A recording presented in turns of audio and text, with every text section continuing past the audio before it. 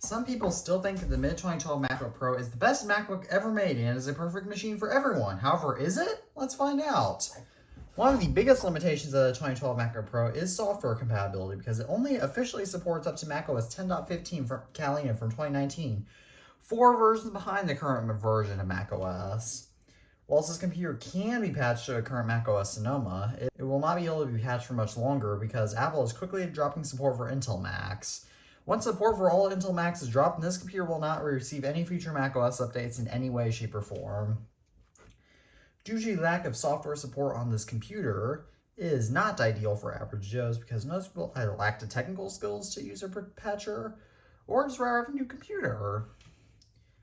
My specific unit we go into about this Mac is a 15-inch mid-2012 MacBook Pro with a Core i7, 16 gigabytes of RAM. That was upgraded from the stock 4 gigabytes, I believe. A 2 terabyte solid state drive that was upgraded from a stock mechanical hard drive.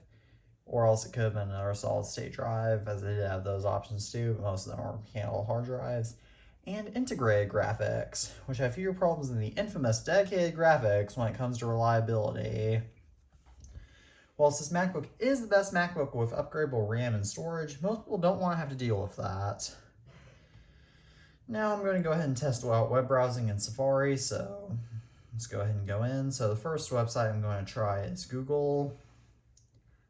You could tell that was notably slower than most newer computers, but it still wasn't too bad. Again, this is on Catalina, so it's naturally a little more behind. Now let's go to Apple's website. As you can tell, it's pretty fast, loads up just fine. Let's go to Amazon's website. Yeah, I don't care about that.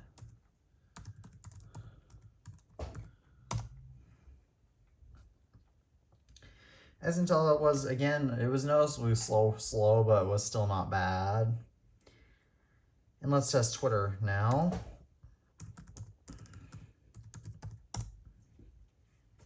As you can tell, it loaded up just fine. Now, to be fair, I'm not logged in, so it would have probably taken a little longer if I was logged in, but you know. But overall, web browsing on this computer, whilst it's doable, you will find that it is slower than on newer computers. Now I'm going to go ahead and demonstrate word processing, which is really where this computer shines. Okay, apparently I don't have pages on this computer. Okay, I'll just open up TextEdit. New document.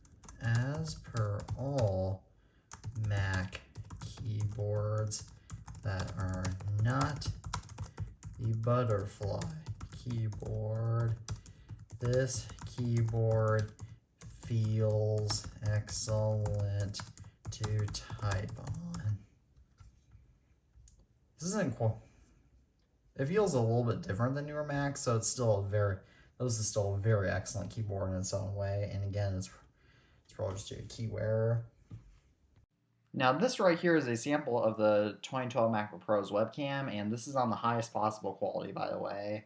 This is using a stock webcam and stock microphone, and I don't know about you, but to me this looks like it's recording in potato quality, or also known as, I believe this is 720p if not 480p. So, should you purchase the mid-2012 MacBook Pro in 2024? In my opinion, you should not buy this machine because it's simply too much hassle for people, and I know that not everybody has enough money to buy a new Mac, but if you don't have enough money to buy a new Mac, I'd suggest just getting a cheap Chromebook because those things, they aren't going to be built with the quality of this computer, but they're also not going to have a lot of the old age problems that this computer will have. But did you ever have this computer when it was new, or do you still have one? Please comment that down below. As always, thank you all for watching this video. I'm the iTunes Fanboy, and peace out.